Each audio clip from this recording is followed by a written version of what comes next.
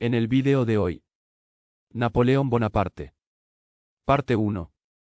Nacido como Napoleone di Bonaparte en 1769 en Ajaccio, isla de Córcega, solo un año después de que Francia comprara la isla a la República de Génova. Napoleone, años después, cambió su nombre por el afrancesado Napoleón Bonaparte. Su familia formaba parte de la nobleza local. Su padre, Carlo Bonaparte, abogado, fue nombrado en 1778 representante de Córcega en la corte de Luis XVI, lugar donde permaneció durante años, por lo que fue su madre, María Letizia Ramolino, la figura fundamental de su niñez. Adelantada a su época, exigía que sus 8 hijos se bañaran a diario, cuando lo común era una vez al mes. Napoleón, huraño y taciturno, se mantuvo apartado de sus compañeros. Le gustaba estar solo para meditar y sentía profunda aversión hacia los franceses, a quienes acusaba de ser los opresores de los corsos. No era buen estudiante y solo le preocupaban las matemáticas, en las que progresaba. Se dedicó a la lectura de obras clásicas, como la Historia Universal de Polibio, las Vidas Paralelas de Plutarco o la Expedición de Alejandro de Arriano de Nicomedia, que tuvieron una profunda influencia en su espíritu. Su padre consiguió que Napoleón y su hermano José se trasladaran a la Francia continental, para estudiar en la Escuela Militar Francesa de Brienne-le-Château, a la edad de 10 años. Antes de entrar debía aprender francés, idioma que habló con un marcado acento italiano por el resto de su vida. Tras su graduación en 1784, fue admitido en la École Royale Militaire de París. Aunque había buscado en un principio una formación naval, terminó estudiando artillería. Después de su graduación en septiembre de 1785, fue comisionado como teniente segundo de artillería. Tomó sus nuevas obligaciones en enero de 1786, a los 16 años. Napoleón sirvió en la guarnición de Valence y de Auxonne hasta el estallido de la Revolución Francesa. Apoyó la facción jacobina y obtuvo el rango de comandante segundo de la Guardia Nacional de Voluntarios de la isla.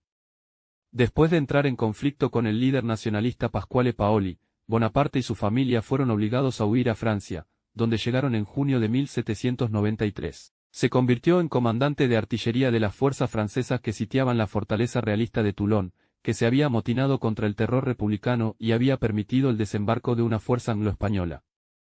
Napoleón definió y ejecutó una estrategia basada en el emplazamiento de baterías artilleras que crearan una superioridad total de fuego previa a los asaltos a los diferentes fuertes que protegían Toulon, que fue evacuada por la Armada anglo-española.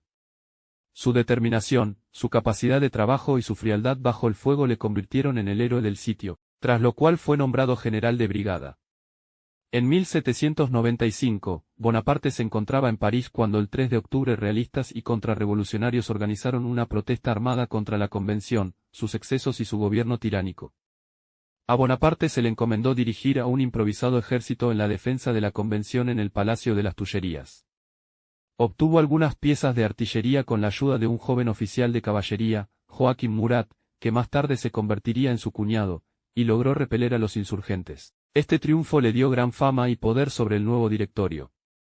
Semanas después, el 9 de marzo de 1796, se casó con Josefina de Beauharnais.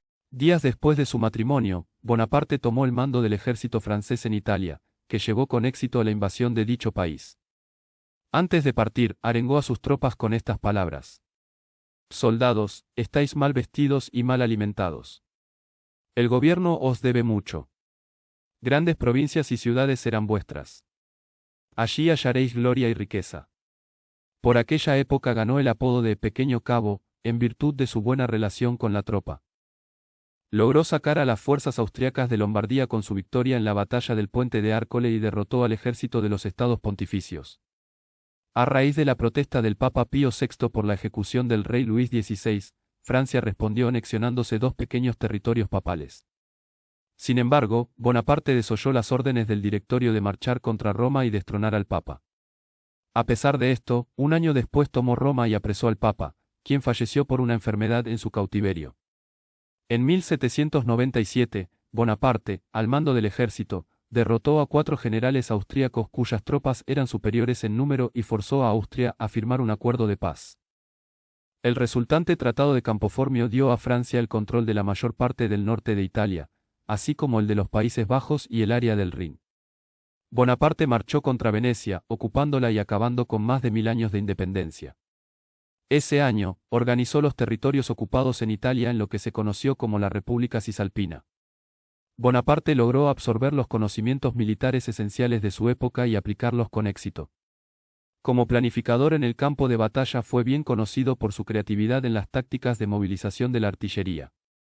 Sin embargo, su éxito no se debía solo a su carácter innovador, sino a su profundo conocimiento e inteligente aplicación de las tácticas militares convencionales. Como oficial de artillería, desarrolló nuevas tácticas y empleó la artillería como una fuerza móvil para respaldar los ataques de la infantería, beneficiándose de la ventaja tecnológica de Francia en materia de armamento. Fue conocido como un comandante agresivo, que contaba con la lealtad de soldados muy motivados. Maestro del espionaje y el engaño, ganó batallas al conocer de antemano el movimiento enemigo. Durante su campaña de Italia, se convirtió en una figura influyente en la política francesa. Publicó 2 periódicos para sus tropas, pero que circulaban también por Francia.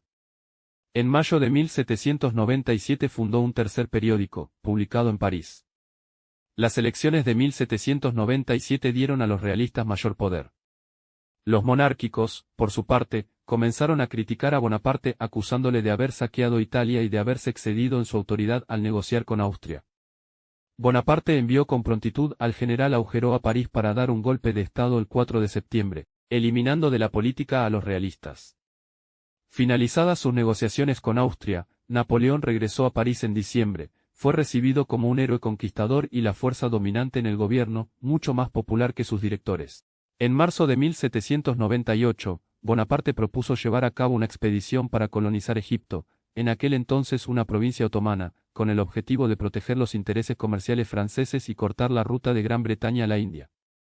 El directorio, aunque preocupado por el alcance y el coste de la expedición, aprobó la empresa dado que significaba sacar a Bonaparte del centro del poder. El aspecto más inusual de dicha expedición es la inclusión de un buen número de científicos, lo cual, según algunos, reflejaba la devoción de Bonaparte por los principios e ideas, entonces en boga, de la Ilustración. Otros, sin embargo, lo vieron como una maniobra propagandística que solo buscaba ocultar las intenciones imperialistas de Napoleón. Bonaparte también emitió proclamas en las cuales se presentaba como liberador del pueblo egipcio, oprimido por el yugo otomano y alabando los preceptos del Islam. Esta maniobra no fue exitosa dado que el pueblo egipcio siempre vio a los franceses como una fuerza de ocupación. De camino a Egipto, la expedición conquistó a traición Malta el 9 de junio, expulsando a la orden hospitalaria. Desembarcó en Alejandría el 1 de julio de 1798, eludiendo de momento a la armada británica. Aunque los franceses ganaron la decisiva batalla de las pirámides, con 25.000 hombres enfrentados a 100.000 del enemigo, toda la flota francesa a excepción de 2 naves fue destruida por el almirante Nelson en la batalla del Nilo. Con su ejército atrapado en Egipto, el objetivo de Bonaparte de fortalecer su presencia en el Mediterráneo se vio frustrado, si bien logró consolidar su poder en Egipto, no sin sofocar antes diversas revueltas populares. Ordenó que en Egipto la servidumbre y el feudalismo fuesen abolidos y los derechos básicos de los ciudadanos garantizados. La situación propició el desarrollo de importantes estudios sobre el antiguo Egipto, entre los que se destaca el descubrimiento de la piedra de Rosetta. A comienzos de 1799, condujo al ejército francés sobre la provincia otomana de Siria y derrotó a fuerzas superiores en diferentes batallas, pero su ejército sucumbió ante las plagas y la carencia de suministros. Napoleón dejó un contingente de 13.000 soldados para apoderarse de las ciudades costeras de Jaffa, El Jariz, Gaza y Haifa.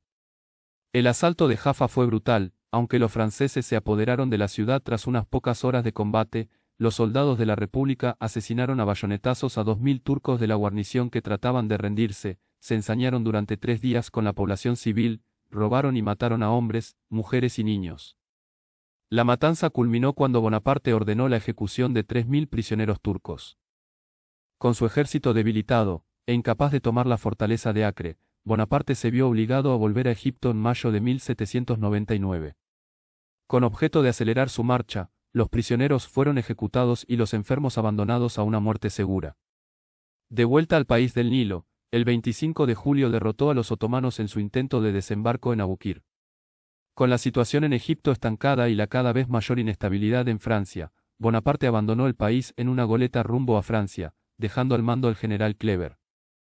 Si te gustó el video, recordá suscribirte.